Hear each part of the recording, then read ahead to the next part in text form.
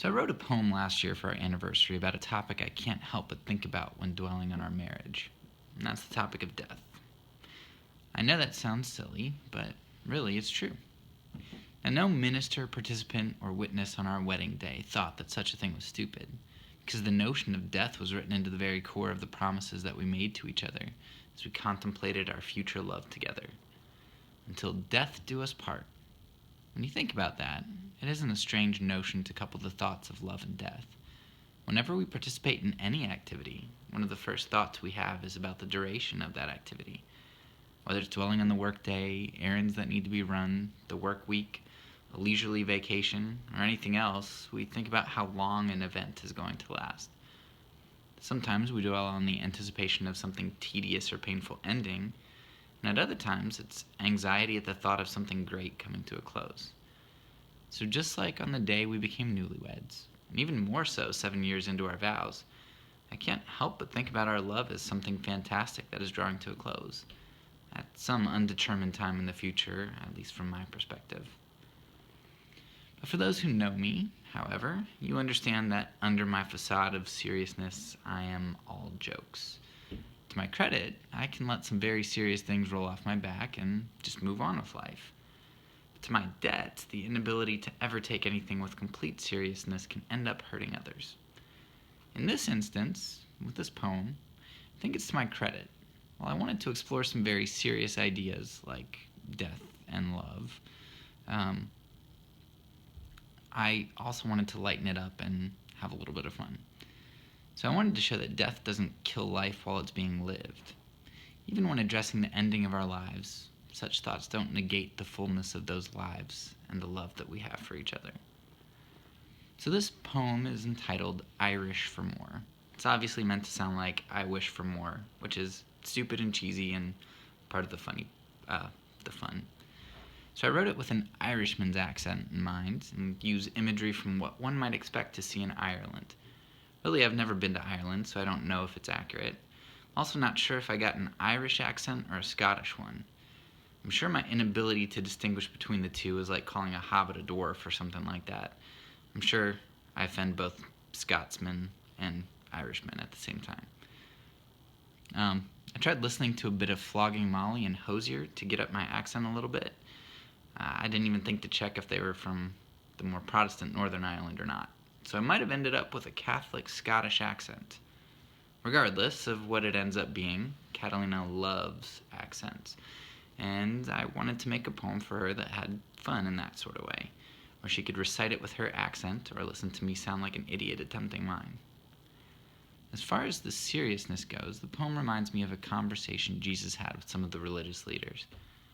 They asked him about marriage in heaven, and Jesus seemed to indicate that there wouldn't be marriage after the resurrection.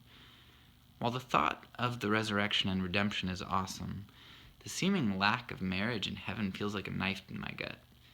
What does that mean for Catalina and I? What does that mean for our love? With that in mind, I transported the conversation to a hilltop in Ireland. I imagined the fogginess of this world surrounding us as we enjoyed each other's presence in the lush green grass. As the morning passed, the rays from heaven and the warmth of us together grew, cutting through the haze. But while I experienced the warmth, I also noticed that the specks of dew are dissipating, which reminds me of our lives and our love. Like James says, we're a vapor, and we vanish in an instant. Yet even this is thrilling, as we have hope in the resurrection, when there will be no more mist and gloom and where warmth pervades everything all the time.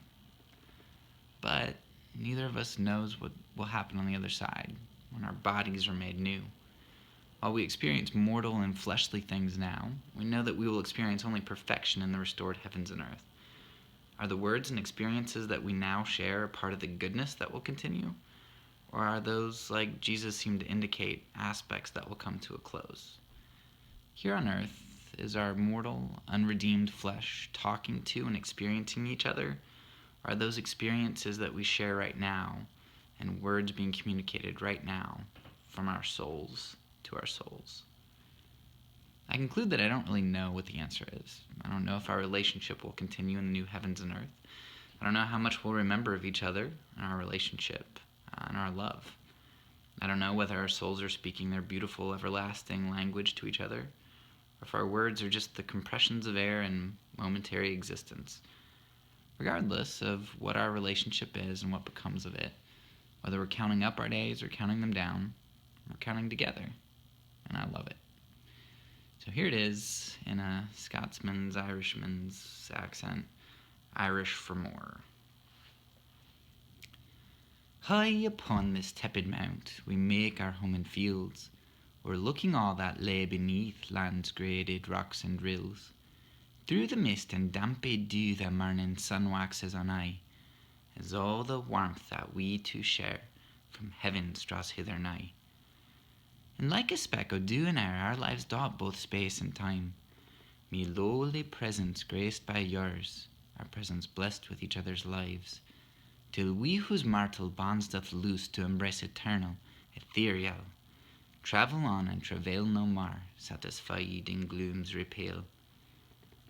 But when we pass into the plane of essence's unembodiment, will we still be the same, or will we from our love relent? For you and I, no longer entwined by the flesh which we made one, will we still know the other's tongue, or will we be on our own? Here we speak immortal words, immortal notions, immortal love, but words that fall on mortal ears fall like a blade as to time we succumb. And when time is past and souls can hear true words that they proclaimed, did thoughts bespeak in mortal sphere what our souls wish to convey?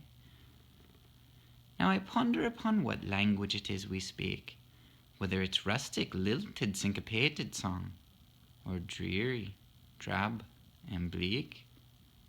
I don't know and I don't care what it all translates to. All I know is that time wise lent was time well spent if 'twas with you. Hope you enjoyed.